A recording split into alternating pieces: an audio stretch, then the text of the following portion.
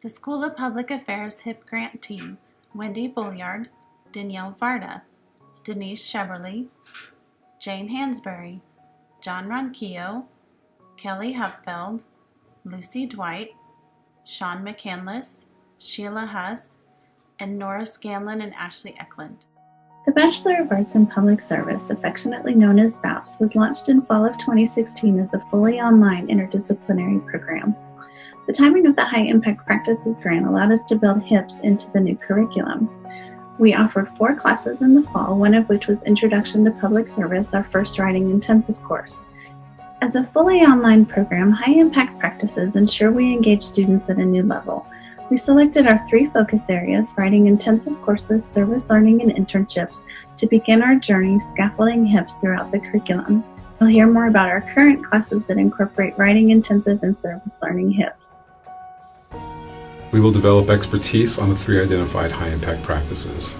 Furthermore, we will look to integrate and scaffold select practices into the BAPS curriculum. So we hope to develop a framework to adopt high-impact practices throughout the school.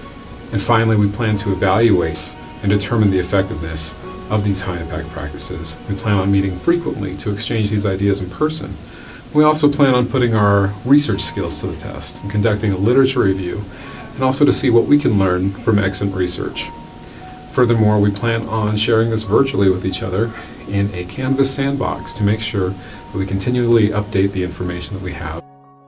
Okay, let's talk about the writing intensive courses, PUAD 1001, Introduction to Public Service. We had writing assignments almost every single week, and these topics included constitutional law, branches and levels of government, but also things like identifying the student's place in public service and also public service jobs. And then these discussions became the basis for papers. As you see here, we had 3 big papers in this class. The first one, like, how do constitutions define the purpose and scope of public service? How's a public service organization of your choice organized and run and rooted in this U.S. constitutional system? But also, how does a public service organization impact the community in which it lives? We took what we learned from a review of the literature to create learning outcomes for our internship class. First, we wanted students to be able to understand their own strengths and interests so that they could select the career path that is right for them. Second, we wanted to prepare them with the skills necessary to conduct a successful job search. Third, we want students to be able to take what they've learned in their classes and apply that in a government or nonprofit setting, both substantive content and professional skills. And finally, we want students to be able to reflect on their internship experience and use that experience to refine their career path. Service learning provides our students with self-awareness, community awareness, and skills that then enable them to have the kind of deep experiences upon which they can reflect and act, all of which are integral to the values embodied by the Bachelor's in Public Service degree. Successful online service learning is based in the same set of principles as successful classroom service learning. And those principles are cooperation, coordination, and collaboration between and among students, teachers, and external partners. In program design and evaluation, our service learning project involved a class project which included both a process and impact evaluation of 3 programs at a local preschool, a speech therapy program, an occupational therapy program, and the school's curriculum, which was called the Incredible Years curriculum. Their project included a theoretical component, a methods section, results, and implications. And in the implications, we did a mini cost-benefit analysis. The class toured the preschool. They corresponded with the preschool director. We went to the site a few times to gather data, and we managed issues like confidentiality, obtaining data that would be useful for what we wanted to look at, and getting permission from parents. Curriculum mapping helps develop a more coherent curriculum. It encourages collegial communication about student learning.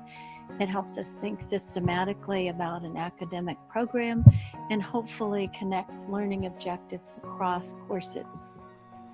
So in our situation for BAPS, we had 6 steps in our curriculum mapping process, which you see on this screen, starting with defining the learning goals for the program and then moving through to marry those up to courses, and we end with some assessment and evaluation. Because we haven't found precedents for assessing online HIPS programs, our program director and committee, along with the university's director of assessment, continue to work on defining and measuring program outcomes. One key piece for our students will be the development of e-portfolios, which they'll begin using in the fall of 2017. Technology plays a key role in this online degree. For instance, we've explored using video conferencing to support students in service learning by connecting them with clients and faculty, even if they're not local. In addition, we provide Canvas support and training within our school and college, in addition to what's provided with CU Online. We'll have students contribute to e-portfolios throughout their curriculum. In addition to HIPS training provided by the university, our group met monthly in order to develop the curriculum with HIPS in mind, work on program assessment, and we also took turns reviewing key pieces in the existing literature and informing each other of best practices. As an advisor for an online program, I can tell you that the implementation of high-impact practices is so important.